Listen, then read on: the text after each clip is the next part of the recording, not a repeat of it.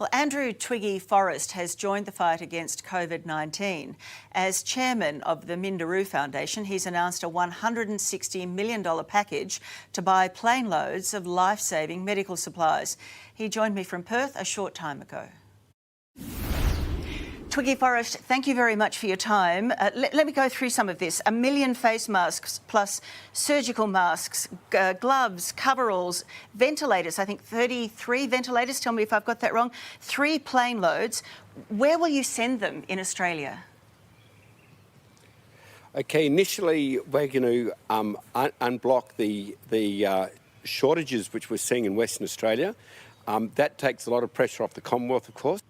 And then as we have breathe space here in WA, then we're going to keep on rolling for every state in Australia with the Commonwealth, just to make sure that we do everything we possibly can, Tracy, to make sure personal protective equipment, ventilators, no-touch thermometers, and particularly testing kits don't become the problem child of Australia, and we get through the coronavirus as unscathed as we possibly can. It's tough on everyone, but we want to make sure we can alleviate it. So am I getting this right? Because you only sent out your press release a short time ago. I read 3 plane loads. Are you thinking about more than 3 plane loads?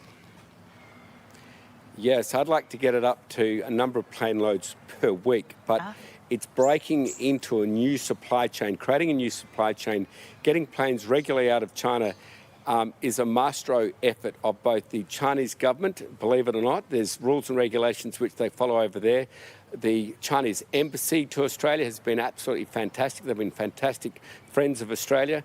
And all the people at Shanghai Airport, they've been working really hard with Minderoo to create another supply line out to Australia, which is going to be regular. So yes, this week we're going to get three plane loads out. It's 600 tonnes of personal protective equipment plus ventilators.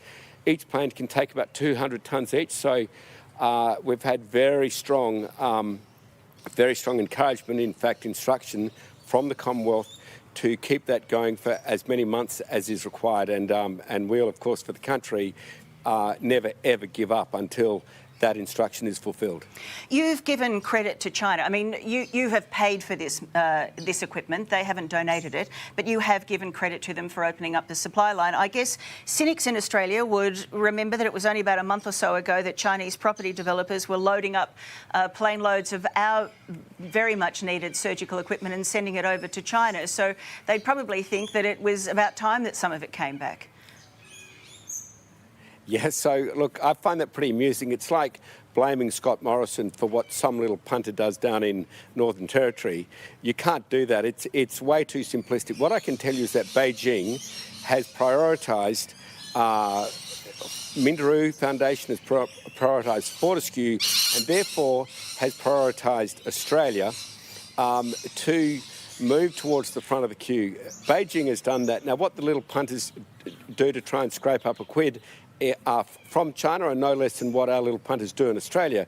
However, let's not lose the big picture. Beijing has been a great friend of Australia's. It's been a great friend of our procurement process. There's not a snowflake's chance in hell, Tracy, I could have got 600 tonnes of desperately needed personal protection equipment out for our frontline workers unless Beijing waved it through, because there's other countries which are working just as hard against Australia's interest. You know, you had Donald Trump come in, hold a great big press conference and say what a great guy he is. He's got 160,000 N95 top quality face masks. These are higher quality than surgical masks. It's what our frontline workers need. But Tracy, we got over 1 million out and we're just starting. So I think we're doing pretty well. Well, it's exactly what we need, and it's exactly when we need it. Thank you very much for your time, Twiggy. Thanks, Tracy. Cheers. Andrew Twiggy Forrest.